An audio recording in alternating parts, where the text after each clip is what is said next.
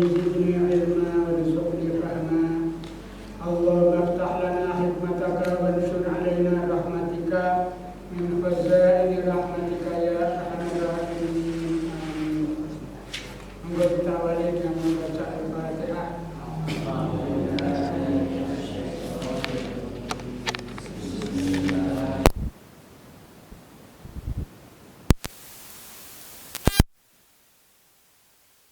Ar-Rahmanir-Rahim Maliki yaumiddin Iyyaka na'budu wa iyyaka nasta'in Ihdinas siratal mustaqim Siratal ladzina an'amta 'alaihim ghairil maghdubi 'alaihim waladdallin. Kita mulai surat Asy-Syura, surat ke-42.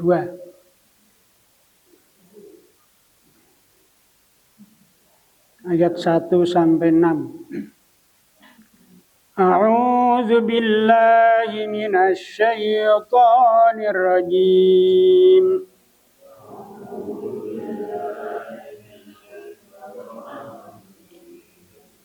Bismillahirrahmanirrahim.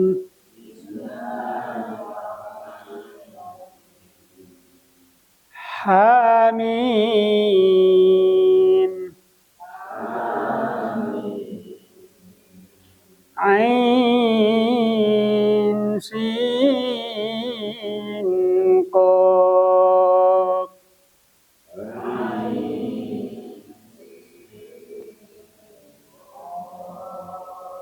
Kadzalika yuhi ilaika wa ilal ladzina min qablik.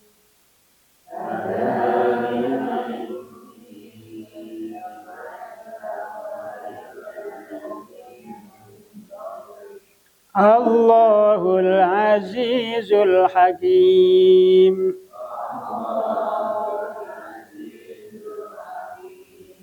Lahu ma fis samawati wa ma fil ardh.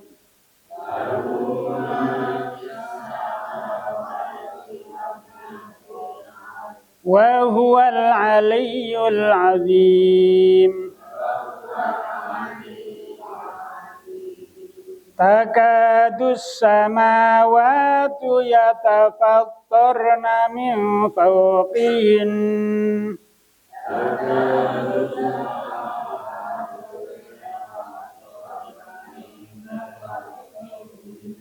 Wal malaikatu yusabbihuna bihamdi rabbihim wa yastaghfiruna liman fil ardh.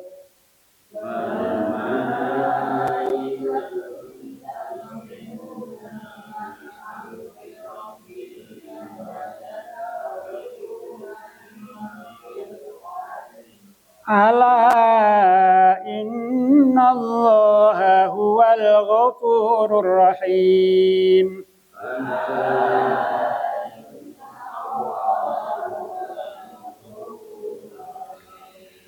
Walladzina ittakhadhu min dunihi awliya Allahu hafizun alaihim.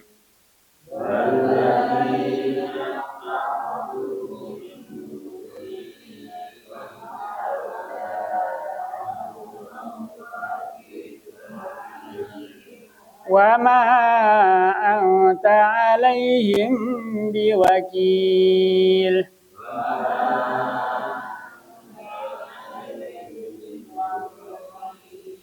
Sadaqallah. Hamim. Ain sin qaf. Kadzalika yuhi ilaika. Demikianlah apa yang diwahyukan kepadamu. Wa ilal ladzina min qablik. Dan kepada orang-orang yang sebelum kamu. Allahul Azizul Hakim. Dari Allah yang maha perkasa, lagi maha bijaksana. Lahu ma fis samawati wa ma fil ardh. Baginya lah apa yang ada di langit dan di bumi. Wa huwal aliyyul azim. Dan dialah yang maha tinggi lagi maha agung. Takadus samawatu yatafattarna. Hampir-hampir langit pecah. Min fawqihinna. Dari atasnya. Wal malaikatu. Dan para malaikat yusabbihuna bihamdi rabbihim, bertasbih dan memuji Tuhan mereka, wa yastaghfiruna, dan memohonkan ampunan, liman fil ardi, bagi orang-orang yang di bumi. Ala ingatlah, innallaha, sesungguhnya Allah, huwal ghafurur rahim, dialah yang maha pengampun lagi maha penyayang. Walladzina ittakhadhu min dunihi, dan orang-orang yang menjadikan selain Allah auliya'a, sebagai pelindung. Allahu hafizun alaihim, Allah lah yang mengawasi perbuatan mereka. Wa ma anta alaihim biwakil, dan kamu tidak dimintai untuk menguasai mereka. Ya. Surat Asy-Syura termasuk Makkiyah, 53 ayat. Asy-Syura artinya musyawarah. Ayat ini diawali dengan huruf-huruf mati, biasanya 2 huruf, 3 huruf. Ini justru 2 ayat, masing-masing huruf-huruf mati. Yang kita semua sudah tahu, jumhur mufassirin itu memaknai huruf-huruf ini adalah wallahu a'lamu bimuradih, Allah lah yang mengetahui apa yang dikehendaki. Tetapi mufassir mengatakan bahwa huruf-huruf ini ditempatkan sebagai awal surat. Biasanya Allah menghendaki membuat satu penekanan agar lebih memperhatikan isi pada ayat-ayat berikutnya. Berikutnya Allah mengatakan kadzalika yuhi ilaika. Demikianlah Al-Qur'an yang telah diwahyukan kepadamu Muhammad, wa ilal ladzina min qablika, dan juga Allah telah mewahyukan kepada orang-orang yang sebelum kamu, para rasul-rasul yang terdahulu, sejak mulai Nabi Nuh alaihissalam yang rasul pertama, Nabi Adam yang nabi pertama, dan Allahul Aziz, Allah adalah zat yang maha perkasa, Al-Hakim, lagi maha bijaksana. Allah maha perkasa di dalam kerajaannya. Allah maha agung dengan pemaksaannya, karena Allah adalah Al-Qahhar. Ya. Ada salah satu nama Allah Al-Qahhar yang artinya memaksa. Allah itu memaksakan kehendak atas kekuasaannya, atas kemauan dirinya. Tetapi pemaksaan Allah itu bukan pemaksaan yang sifatnya kesewenang-wenangan. Tetapi pemaksaan Allah adalah Al-Hakim. Pemaksaan yang disertai dengan kebijaksanaan. Maka di samping Allah pemaksa, juga Allah Maha bijaksana dengan penciptaannya. Maha benar dalam perkataan dan perbuatannya. Artinya Allah memaksakan itu kan ketika Allah telah menentukan, telah membuat satu perintah. Kemudian ketika aturan-aturannya, ketika perintah-perintahnya tidak diikuti, maka terpaksa Allah harus memaksakan dia untuk mendapatkan siksaan.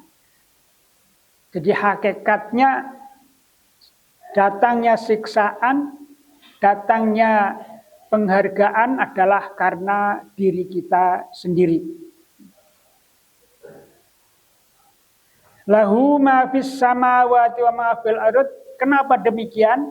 Karena Allah memang raja dari segala raja. Allah yang memiliki segala apa yang ada di langit, dari makhluk yang terkecil sampai makhluk yang terbesar. Baik semua makhluk yang ada di langit maupun yang ada di bumi.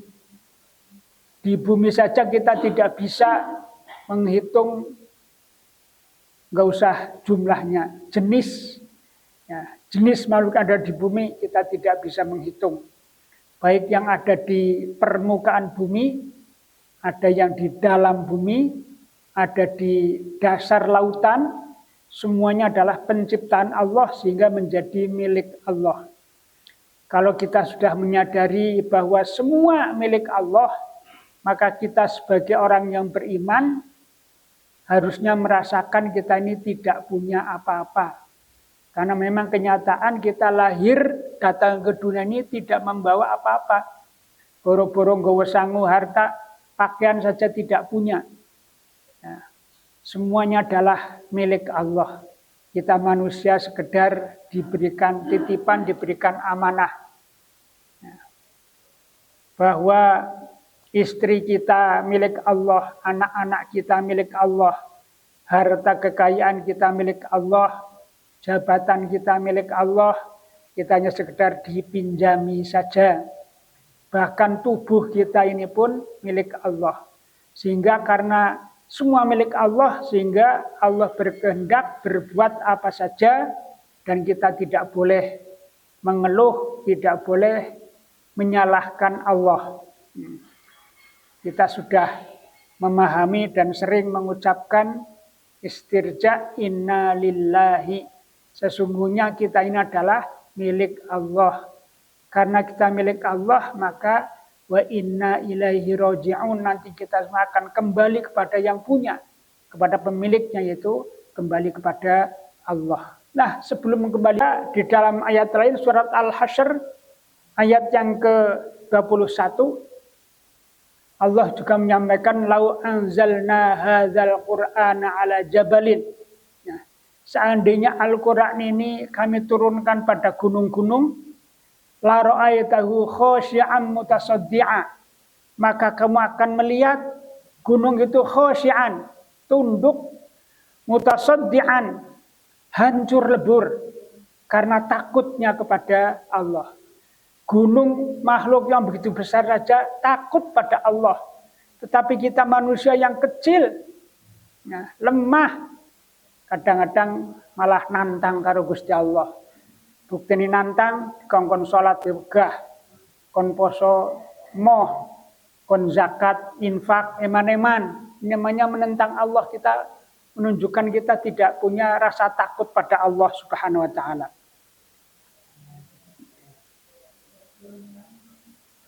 Kadzal watil kal amsalu nadribu, ini ayat surat Al-Hasyr masih. Demikianlah Allah membuat permisalan linnasi kepada semua manusia la'allahum yatafakkarun, agar kamu mau berpikir tentang keagungan Allah dan berpikir tentang siapa saya. Kita punya kekuatan apa? Kita punya kekuasaan apa dibandingkan dengan kekuatan Allah Subhanahu wa taala. Juga Allah memberikan contoh ketika Nabi Musa alaihissalam baru meninggalkan rumah mertuanya di mana itu namanya? Madian, ya.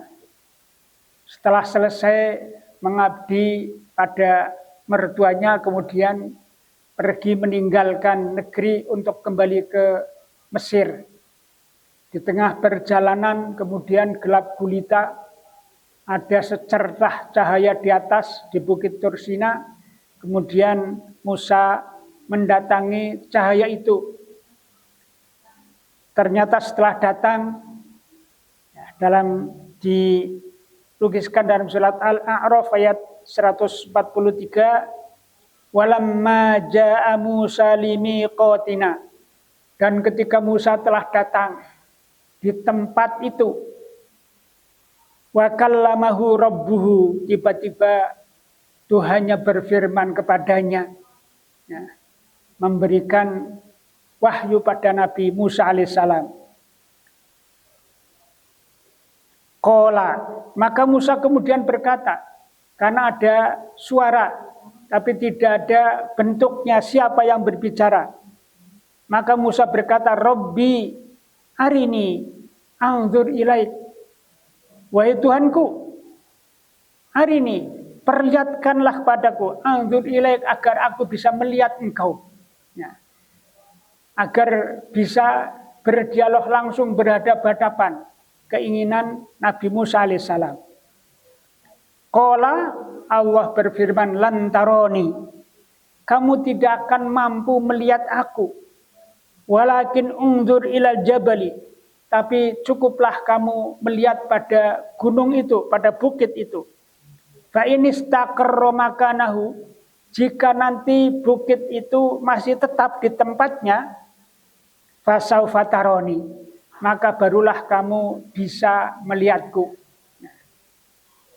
Falamma tajalla rabbuhu, maka ketika Allah memperlihatkan kepada gunung itu, falamma tajalla rabbuhu lil jabali, ketika Allah memperlihatkan dirinya pada gunung itu, dalam tafsir pengertian Allah memperlihatkan pada gunung bukan fisik, bukan jasad Allah yang diperlihatkan, tetapi tadi hanya keagungan Allah yang diperlihatkan pada gunung itu.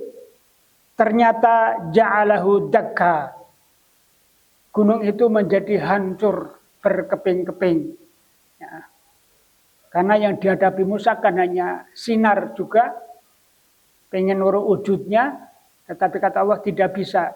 Sudah, kamu enggak usah melihat saya, lihat saja gunung. Nanti kalau kamu melihat gunung itu masih utuh, baru kamu bisa melihat saya. Ternyata ketika Allah memalingkan kepada gunung-gunungnya menjadi hancur luluh. Qala, setelah melihat peristiwa itu, wa kharra Musa sa'iqa, maka begitu melihat gunung hancur, Musa pun kemudian tersungkur pingsan. Falamma afaqa, maka ketika Musa sudah siuman lagi, qala, dia berkata, subhanaka tubtu ilaika, maha suci engkau ya Allah, aku bertobat kepadamu, wa ana awwalul muslimin, dan aku termasuk orang-orang yang pertama-tama berserah diri. Inilah keagungan Allah. Nah, jadi kalau makhluk besar seperti gunung saja bisa hancur karena keagungan Allah, apalagi kita manusia, apalagi kita umat Muhammad adalah makhluk yang terkecil dari jumlah manusia yang ada di bumi ini. Karena dulu Nabi umat terdahulu, bayangkan Nabi Adam itu dikisahkan tingginya 60 hasta. 60 hasta itu 30 meter kaya apa nek wong dhuwure 30 meter. Sekarang kita 2 meter biar ora ono ya. Artinya kita sudah jauh sekali. Tapi makhluk-makhluknya terdahulu walaupun mereka yang dalam disebutkan asyaddu quwwatan minhum, bahwa makhluk itu lebih kuat, lebih besar kekuatan daripada kamu, tetapi Allah pun mudah saja ketika memusnahkan mereka. Ya. Wal malaikatu yusabbihuna bihamdi rabbihim. Dan para malaikat senantiasa bertasbih mensucikan Allah. Mensucikan dari sifat-sifat kekurangan Allah. Karena Allah adalah zat yang memiliki sifat-sifat yang maha sempurna. Yang kita kenal hanya 100 sifat Allah yang disebut dengan Asmaul Husna. Tapi Allah mensifati dirinya yang tidak diketahui oleh kita banyak sekali, semuanya adalah sifat-sifat yang sempurna. Bihamdi rabbihim, dengan memuji Tuhan mereka. Ini pekerjaan malaikat. Di samping itu, wa yastaghfiruna liman fil ardh. Malaikat juga senantiasa memohonkan ampunan pada orang-orang yang di muka bumi. Yang dimaksud orang beriman tentu saja bukan semua orang, tapi orang-orang yang beriman, orang-orang yang mentaati perintah Allah. Insya Allah dan mudah-mudahan termasuk kita saat ini, ya, karena ada hadis Rasulullah Sallallahu Alaihi Wasallam, majtama'a qaumun min baitin fi buyutillah. Barang siapa yang berkumpul di satu rumah Allah di masjid, yatadarusuna bainahum, mereka saling deres, saling memahami Al-Quran. Ya, illa hafathumul malaikah, kecuali malaikat berkumpul. Dan seterusnya yang nanti ada 4 macam. Di situ malaikat juga memohonkan ampunan pada kita. Sehingga saat ini kita duduk, kita sedang didoakan oleh malaikat. Sedang dimohonkan ampunan dosa-dosa kita oleh malaikat. Allah sebutkan hal ini di dalam surat ke-40, surat Al-Mu'min ayat yang ke-7. Alladzina yahmilunal arsya, yaitu zat yang yahmilunal arsya, yang memikul arsy. Disebutkan nanti dalam hadis itu ada berapa juta malaikat yang memikul arsy. Wa man haulahu, dan juga malaikat-malaikat yang ada di sekitar arsy. Semuanya yusabbihuna bihamdi rabbihim. Semuanya mereka bertasbih kepada Tuhan mereka. Wa yu'minuna bih, dan mereka semua beriman pada Allah. Wa yastaghfiruna lilladzina amanu. Ini. Dan mereka para malaikat memohonkan ampunan pada orang-orang yang beriman dengan mengatakan Rabbana wasi'ta kulla syai'in rahmatan wa ilma. Wahai Tuhanku, Engkau adalah zat yang maha luas rahmat dan ilmunya. Oleh karena itu faghfir lilladzina tabu. Ampunilah orang-orang yang mau bertobat, wattaba'u sabilaka, dan juga orang-orang yang mau mengikuti jalanmu. Nah, yaitu jalan keimanan, jalan tauhid. Wa qihim adzabal jahim, dan selamatkanlah mereka dari siksaan neraka jahim. Ini doa malaikat. Kita yakin ketika yang berdoa malaikat tentu dijabah oleh Allah Subhanahu wa taala. Kalau dosa kita kan orang banyak dosa sehingga doanya ya wallahu a'lam. Malaikat pasti, karena malaikat adalah makhluk yang suci, sehingga doanya pasti dijabah oleh Allah Subhanahu wa taala. Ala ketahuilah innallahu wal ghafur rahim. Karena sesungguhnya Allah adalah zat yang maha pengampun lagi maha penyayang. Sifat pengampun Allah adalah sifat yang menutupi sifat ampunan dan kasih sayang Allah adalah sifat menutupi kemurkaan Allah.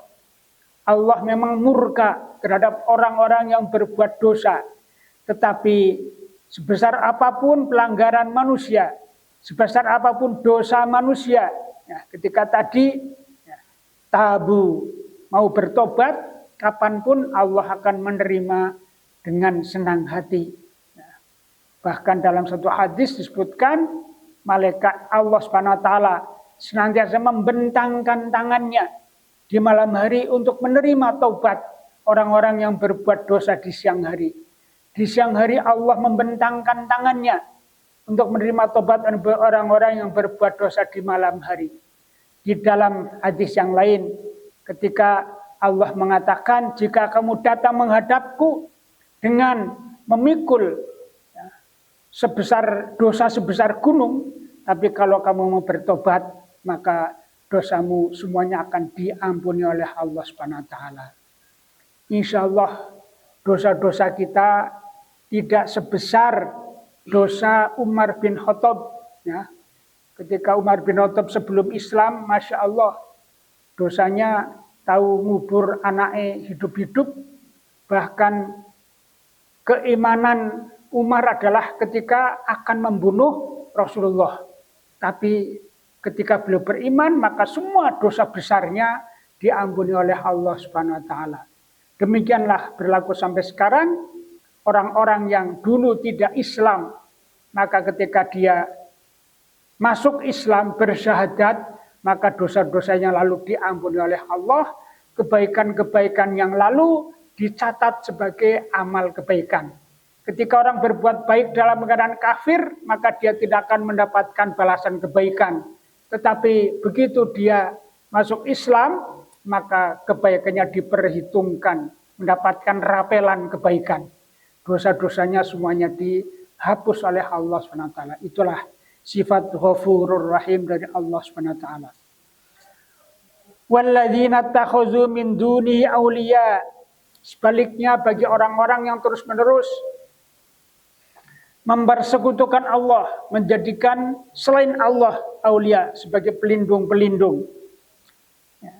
Hafizun alaihim, maka Allah senantiasa Allah hafizun alaihim. Allah senantiasa mengawasi perbuatan mereka dan tidak sekedar mengawasi. Allah mencatat dan nanti Allah akan memberikan balasan kepada mereka. Maka Allah mengatakan, wa ma anta alaihim wakil. Bukanlah kamu Muhammad, ya, kami berikan tugas untuk mengawasi, menjaga mereka. Biar itu urusan saya.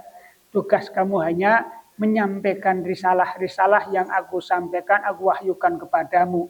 Fadzakir innama anta mudzakir lasta alaihim bimusaitir. Fadzakir, sampaikanlah. Innama anta mudzakir. Sesungguhnya tugasmu hanya menyampaikan. Lasta alaihim bimusaitirin. Kamu tidak diberikan tugas untuk memaksa-maksa mereka agar mau beriman pada Allah. Kalau sudah menyampaikan, selesai. Ya, mau iman atau tidak itu urusan masing-masing dan nanti Allah yang akan mengawasi, Allah yang akan menilai. Sekian saja, wallahu a'lam bishawab.